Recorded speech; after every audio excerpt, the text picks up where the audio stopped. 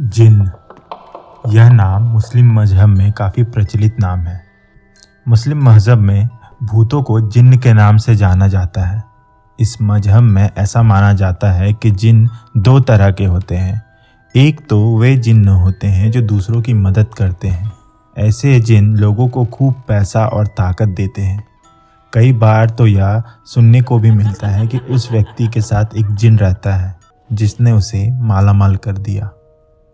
और दूसरे वे जिन्न होते हैं जो केवल दूसरों को चोट पहुंचाते हैं। ऐसे जिन्न को बुरा जिन्न कहते हैं।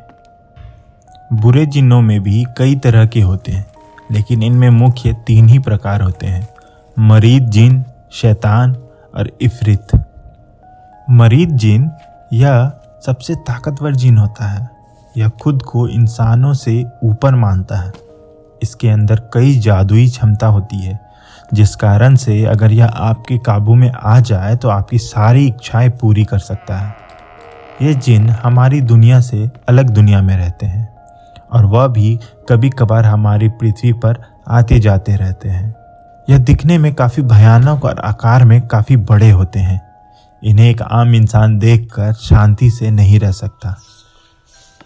इन्हीं की कैटेगरी में शैतान, यह भी एक प्रकार का जिन्न ही होता है। जी हाँ, इनके पास ऐसी शक्तियाँ होती हैं जिससे यह इंसान के दिमाग को अपने हिसाब से काबू कर लेता है और आपसे गलत काम भी करवा सकता है। आपने कई बार ऐसा सुना होगा कि किसी इंसान के ऊपर एक शैतान हावी होकर उससे गलत काम करवा दिया। ऐसा शैतान करते हैं और वह भी कई तरीकों से इंसानों को नुकसान पहुंचाते हैं। यह आत्मा के बदले आपको आपकी मुंह मांगी चीज़ें दे सकते हैं, लेकिन यह सुनने में जितना आसान लगता है उतना ही भयानक और दर्दनाक होता है मौत के बाद, क्योंकि आपकी आत्मा इनके पास हमेशा हमेशा के लिए रह जाती है।